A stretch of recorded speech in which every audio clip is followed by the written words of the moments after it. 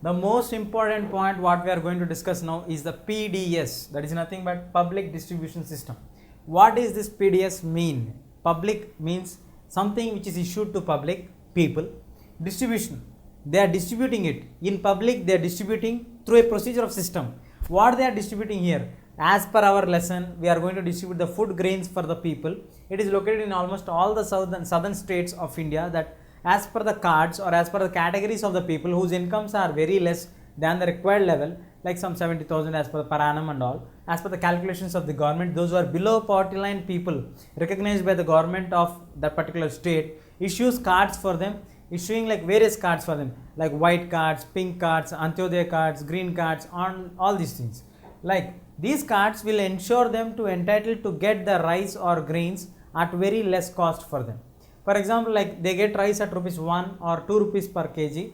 They are sufficient to provide for every individual 5 kgs of rice, and as per the family requirement. For example, there are 4 members in the family. You get 4 into 5, 20 kgs of rice available for you at very less cost of 20 rupees or max 40 rupees. That is for the white card as per the issues of the Andhra state.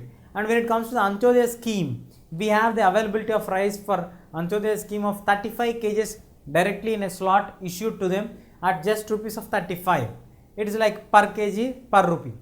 That is the reason why we get rice distributed. So these all are distributed. The public distribution system take care of the distribution of rice, then comes to the pulses, then comes to wheat, then comes to the other items like sugar, all these things, some amount of kerosene, then the amount of dal. All these things are issued by the government to get or ensure the people to get the amount at very low level for them, which is required for them at very less amount of the cost. Now the situation is, if we are providing all these things for them at the very less cost, also is it able to meet the requirements of the people? Yes, we have the helping of the people for a rickshaw puller, when he is able to buy for 15 days. The amount what we have given for him, the rice or the pulses or the dal or whatever it is sufficient for him for the 15 days. He has spent some 200 or 300 amount for him, and he brought these items. What about for him for further he get for the next 15 days or not? Is he able to get sufficiently food for him or not? Because he has to work daily very hard to pull the rickshaw and all these things, and he is able to get it or not?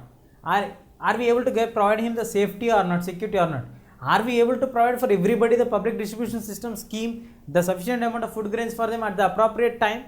Yes, we have the system of public distribution system supported by the buffer stock. What is buffer stock? In buffer stock, this is nothing but buffer means a store stock.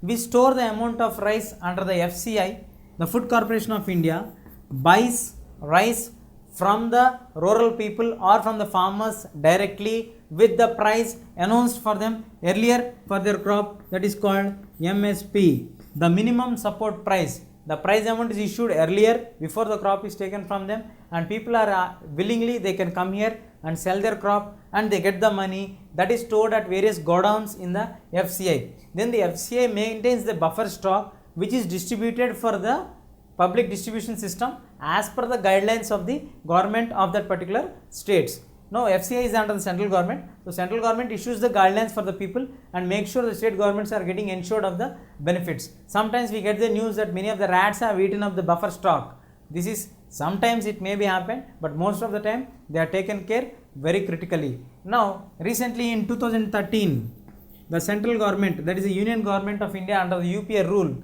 has brought the right to food. What is the meaning of right to food?